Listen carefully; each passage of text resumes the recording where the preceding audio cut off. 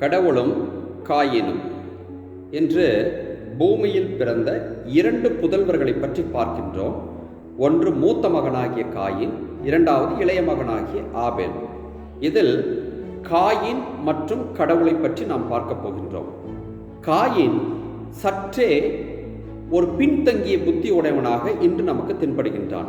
எப்படி என்று கேட்டால், காணிக்கை காயினும் ஆபேலும் செலுத்துகிறார்கள். கடவுள் ஆபேலின் காணிக்கைகளை கனிவோடு கண்ணோக்கினார் என்று பைபிள் நமக்கு சொல்கின்றது.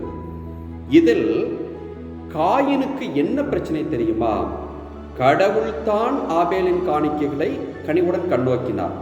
ஆனால் அவனுக்கு கோபம் தலைக்கு ஏறி அவன் கடவுளிடம் கேட்டிருக்கலாம், ஏன் அவரது காணிக்கைகளை கண்ணோக்கினீர்கள், எனது காணிக்கை ஏன் கண்ணோக்கவில்லை என்று கடவுளிடம் மன்றாடி கேட்டிருக்கின்றான். ஆனால் அவனுக்கு என்ன நடந்தது?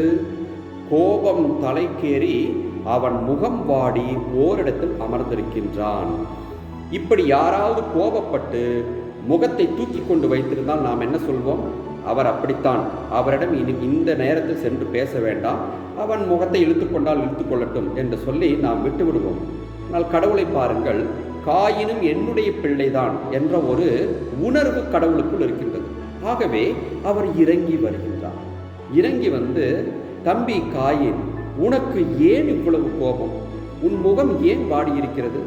நீ உன் குணத்தை திருத்திக் கொள்ள வேண்டும். அப்படி இல்லை என்று கேட்டால் தீயதுதான் உன்னிடம் இருக்கும் என்று பக்குவப்பட்ட முறையில் அன்பாக அமைதியாக அவனுக்கு அறிவுரை சொல்வதை பார்க்கின்றோம்.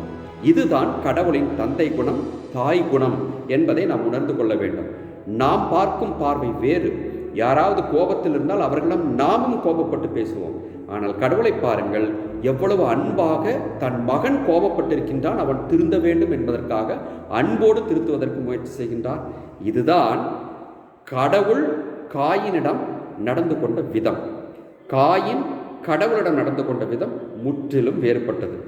நாம் கடவுள் காயினிடம் நடந்து கொண்ட முறையை பின்பற்றி அன்போடு நடந்து கொள்வோம்.